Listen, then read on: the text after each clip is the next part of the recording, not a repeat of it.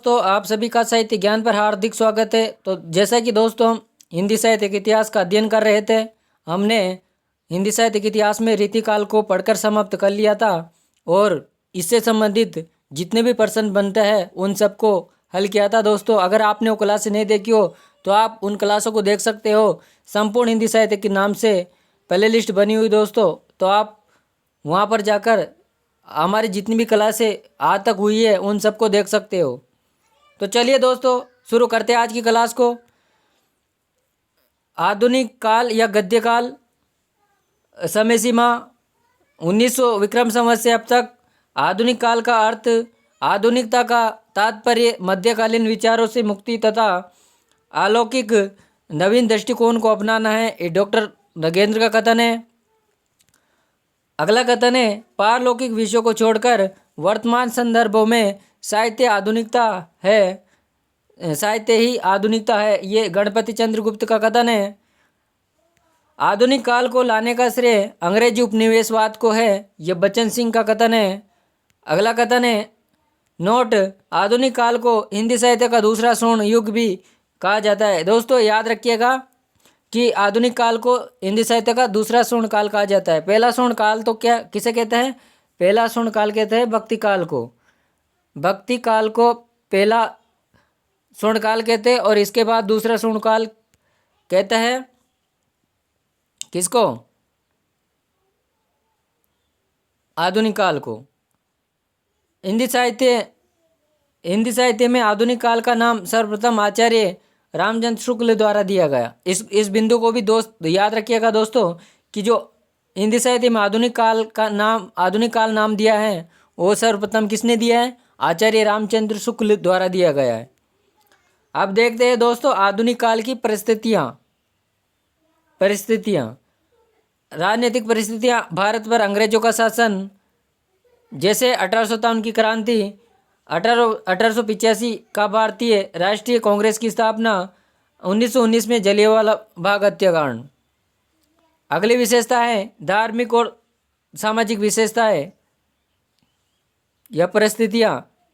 महिलाओं की निम्न स्थिति, सती प्रथा, बाल विवाह, विधवा विवाह न होना, नरबलि, कन्या भ्रूण हत्या, धार्मिक आडंबर। और सामाजिक बुराइयों के खिलाफ उठाए गए कदम निम्न है, जैसे ईसाई धर्म का प्रचार प्रसार, ब्रह्म समाज की स्थापना 1828 ईस्वी, राजा राममोहन राय द्वारा इसकी स्थापना की गई। प्रार्थना सभा की स्थापना 1867, आत्माराम पांडुरंग व गोविंद रानाडे ने इसकी स्थापना की। रामकृष्ण मिशन की स्थापना 1897 ईस्वी में स्वामी विवेकानंद ने की इसकी स्थापना। और आर्य समाज की स्थापना 1875 ईस्वी में स्वामी दयानंद सरस्वती ने की है। अगली परिस्थिति है आर्थिक परिस्थितियाँ।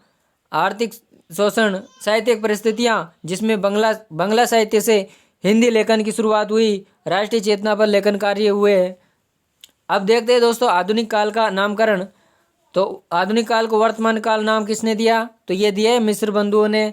आधुनिक काल या गद्य काल नाम रामचंद्र शुक्ल ने दिया है। साहित्य काल नाम पृथ्वीनाथ कमल कुलश्रेष्ठ ने दिया है। उन्मेष या समीक्षा काल डॉक्टर नामवर सिंह ने दिया है। आलोचना काल डॉक्टर सुरेश वर्मा ने दिया है।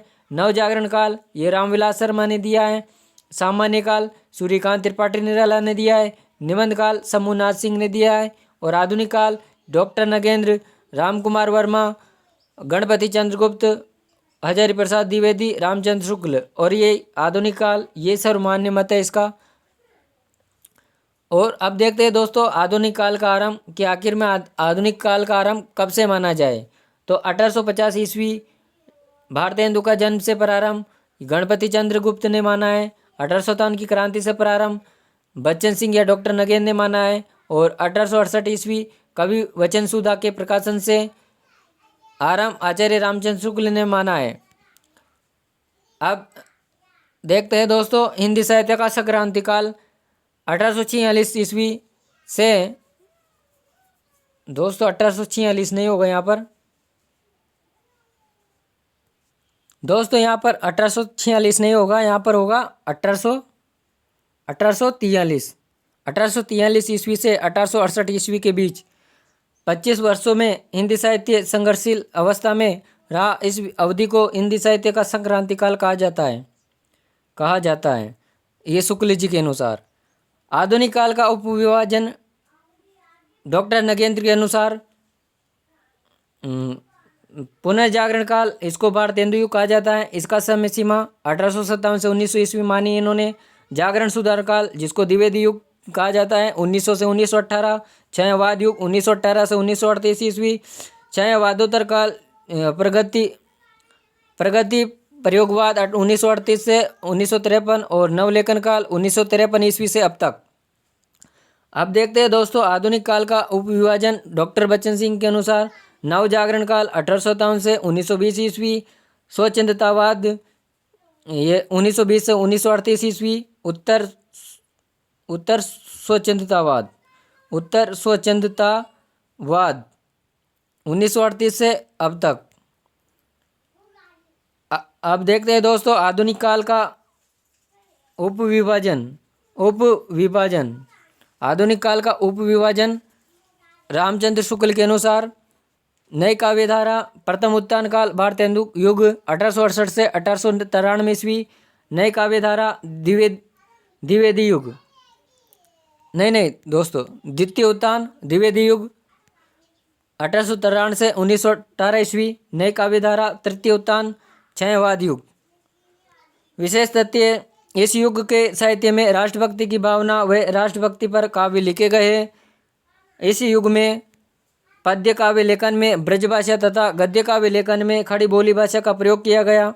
दोस्तों अगर आपको हमारी क्लास पसंद आ रही हो तो क्लास को लाइक करें और ज़्यादा से ज़्यादा अपने दोस्तों के साथ शेयर करें। दोस्तों आपका एक लाइक हमारे लिए मोटिवेशन का कार्य करता है, तो इसलिए आप क्लास को लाइक करें और ज़्यादा से ज़्यादा अपने दोस्तों के साथ शेयर करें ताकि उनको भी इस क्लास का लाभ मिल सके। और दोस्तों चैनल को सब्सक्राइब करें। हिंदी गद्य का उद्भव और विकास। आचार्य रामचंद्र शुक्ल का मत है कि वल्लभाचार्य जी के पुत्र गोसाई विठल नाथ जी ने श्रृंगार रस मंडल नामक एक ग्रंथ ब्रजभाषा गद्य में लिखा था, जिसकी भाषा और परिमार्जित एवं अवस्थिति इसके बाद वार्ता साहित्य की रचना गद्य में हुई। यद्यपि अब तक अनेक वार्ता ग्रंथ प्राप्त हो चुके हैं, पर महत्वपूर्ण दो ही ग्रंथ हैं। कौन कौन से हैं? एक तो है 84 वैष्णव की वार्ता और 200 वैष्णव की वार्ता, और इनका समय 17वीं शताब्दी का उत्तरार्ध। इन दोनों वार्ता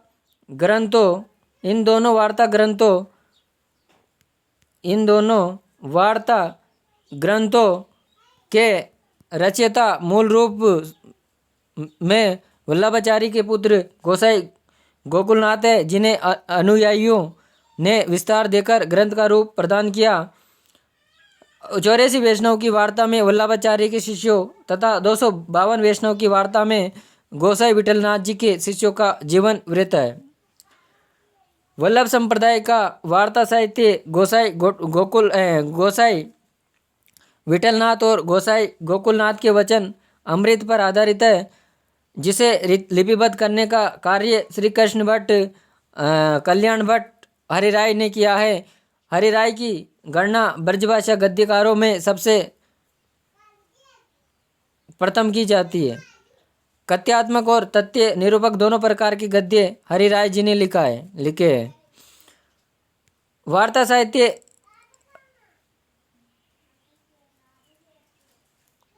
शिक्षात्मक है। वार्ता साहित्य प्रचार परक साहित्य शिक्षात्मक और स्वदेशी है। उसकी भाषा में तत्सम और अर्ध तत्सम शब्दों की बहुलता है।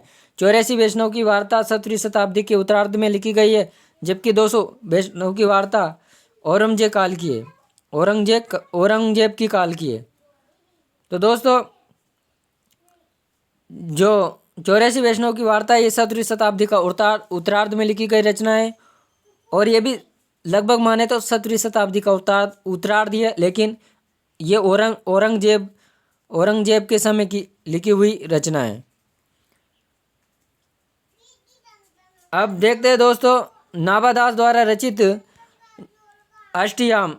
अष्टयाम 1603 ईस्वी पुस्तक ब्रजभाषा गद्य में है, जिसमें भगवान राम के दिनचर्या का वर्णन है। अब देखते हैं दोस्तों ब्रजभाषा गद्य की प्रारंभिक रचनाएं। रचना का नाम रचयिता और यहाँ पर रचना काल।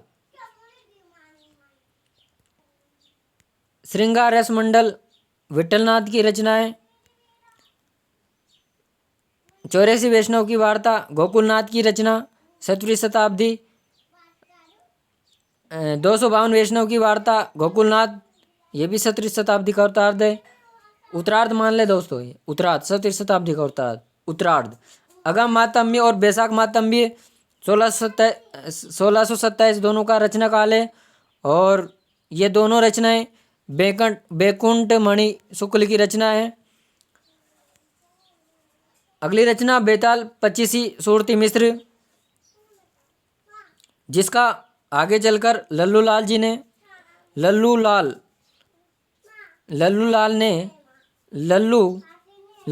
ने इसका अनुवाद किया था। नासिकेतो उपाख्यान, ये सदल मिश्र की रचना है, सदल मिश्र की 1800 ईस्वी। अब देखते हैं दोस्तों खड़ी बोली। संस्कृत के तत्सम शब्दों के साथ मध्यकालीन भारत में जो बोली बोली जाती है उसे हिंदी बोली कहा गया। इस भाषा के लिए खड़ी बोली शब्द का सर्वप्रथम प्रयोग मुंशी लल्लूलाल के द्वारा रचित प्रेम सागर ग्रंथ की भूमिका में किया गया। इस बोली के क्षेत्र दिल्ली, हरियाणा, मेरठ के आसपास के क्षेत्र माने जाते हैं। इन क्षेत्रों को पहले कुरुक्षेत्र कहा जाता था, जिसके कारण खड़ी बोली को कोरवी के नाम से भी जाना जाता है। याद रखिएगा दोस्तों, पूछा जा सकता है कि खड़ी बोली का अन्य नाम क्या है, तो खड़ी बोली का अन्य नाम है कोरवी। और क्यों कहा जाता है इसको कोरवी क्यों कहा जाता है? क्योंकि जैसे दिल्ली, हरियाणा और मेरठ के आसपास ये बोली बोली जाती थी और पहले इन प्रदेशों को कुरुक्षेत्र कहा जाता था, इसलिए जो खड़ी बोली भाषा का या बोली का नाम कोरवी पड़ा।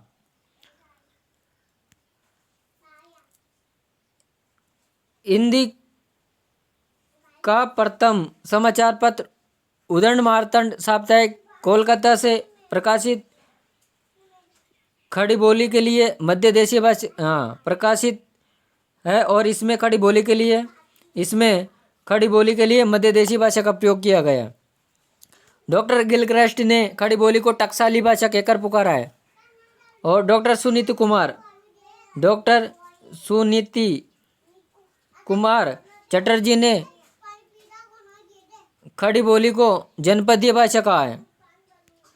जॉर्ज अब्राहम गिरियसन ने खड़ी बोली को वर्नाक्यूलर हिंदुस्तानी भाषा कहकर पुकारा है। खड़ी बोली का सर्वप्रथम प्रयोग अमीर खुसरो ने किया। याद रखिएगा दोस्तों, वेरी मोस्ट इम्पोर्टेंट बिंदु है कि खड़ी बोली का सर्वप्रथम प्रयोग किसने किया है, तो ये किया है अमीर खुसरो ने। और दोस्तों जो अमीर खुसरो है इनको तबला व सितार वादक का जनक माना जाता है।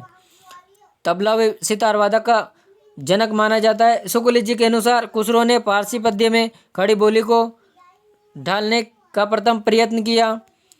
उत्तर भारत में खड़ी बोली का प्रचार प्रसार करने वाले प्रसिद्ध विद्वान गंग कवि की रचना चंद छंद वर्णन की वार्ता में किया गया। दक्षिण भारत में खड़ी बोली का प्रचार प्रसार करने वाले कवि मुल्ला वजह है। इसको भी याद रखिएगा दोस्तों, एक तो ये चंद छंद वर्णन की वार्ता गंग कवि की और दक्षिण भारत में खड़ी बोली का प्रचार प्रसार ये मुल्ला वजह ने किया, तो ये इन बिंदु को याद रखिएगा।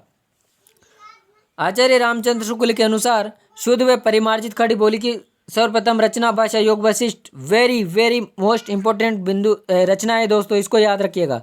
भाषा योग वशिष्ठ 1741 ईस्वी, जिसके लेखक राम प्रसाद निरंजनीय मानी जाती है। शुक्ल जी के अनुसार दूसरी शुद्ध परिमार्जित खड़ी बोली की रचना पद्म पुराण पंडित दौलत राम जी की मानी जाती है। शुक्ल जी के अनुसार आधुनिक खड़ी बोली की सर्वप्रथम रचना प्रिय प्रवास, यह भी बहुत ही महत्वपूर्ण रचना है दोस्तों, इसको याद रखिएगा। कई बार परीक्षा में पूछी जा चुकी है ये रचना। तो क्या है, शुक्ल जी के अनुसार आधुनिक खड़ी बोली की सर्वप्रथम रचना क्या है, कौन सी है, प्रिय प्रवास। और भारत खड़ी बोली का प्रयोग करने वाली भारत में खड़ी बोली का प्रयोग करने वाली महत्वपूर्ण संस्था, भारत में खड़ी बोली का प्रयोग करने वाली पोर्ट विलियम कॉलेज। इसकी स्थापना 1800 ईस्वी में हुई। अध्यक्ष इसके लॉर्ड वेलेजली है। प्रधानाचार्य जॉन गिलक्राइस्ट, जिनका पूरा नाम जॉन बोर्थविक जॉन बोर्थविक गिलक्राइस्ट था। जॉन बोर्थविक गिलक्राइस्ट इनका पूरा नाम था। और जो इस पोर्ट विलियम कॉलेज में भारतीय अध्यापक थे वो सदल मिश्र और लल्लू लाल दोनों थे। खड़ी बोली गद्य के प्रमुख उन्नायकों में मुंशी सदा सुखलाल, सैयद इंसाअल्लाह का लल्लू लाल और सदल मिश्र प्रमुख है। खड़ी बोली गद्य की प्रारंभिक रचनाएं तथा उनके रचयिता। रचना का नाम, रचयिता और रचनाकाल। छंद वर्णन की महिमा, इसके रचयिता गंग कवि है और ये अकबर के समय की रचना है। भाषा योग वशिष्ठ, इसके रचयिता राम प्रसाद निरंजनीय, 1741 ईस्वी। पद्म पुराण, रचयिता पंडित दौलत राम, रचना काल 1766 ईस्वी। मंडोर का वर्णन, इसके रचयिता अज्ञात कवि है और रचना काल 1773 ईस्वी से 1783 ईस्वी। सुख सागर, इसके रचयिता सदा सुखलाल और इसका रचना काल 1818 ईस्वी है। प्रेम सागर, इसके रचना काल लल्लू लाल है, इसका रचना काल 1800 ईस्वी है। नासिकेतो उपाख्यान, सदल मिश्र, इसके रचना काल है, रचनाकार है और इसका रचना काल 1800 ईस्वी है। रानी केतकी की कहानी, इसके रचयिता इंसाअल्लाह का है और इसका जो रचना काल है वो 1800 ईस्वी है। रानी केतकी का जो अन्य नाम है वो है उदयभान चरित, ये रानी केतकी का दूसरा नाम है। तो दोस्तों ये थी आज की हमारी क्लास, जिसमें हमने पढ़ा आधुनिक काल का परिचय, आधुनिक काल का नामकरण तथा जो आधुनिक काल में गद्य का विकास हुआ उसके बारे में अध्ययन किया हमने। अगली क्लास में हम भारतेंदु युग का अध्ययन करेंगे। और अगर आपको हमारी क्लास पसंद आई हो तो क्लास को लाइक करें और ज़्यादा से ज़्यादा अपने दोस्तों के साथ शेयर करें ताकि उनको भी इस क्लास का लाभ मिल सके। मिलते हैं अगली क्लास में, तब तक के लिए धन्यवाद।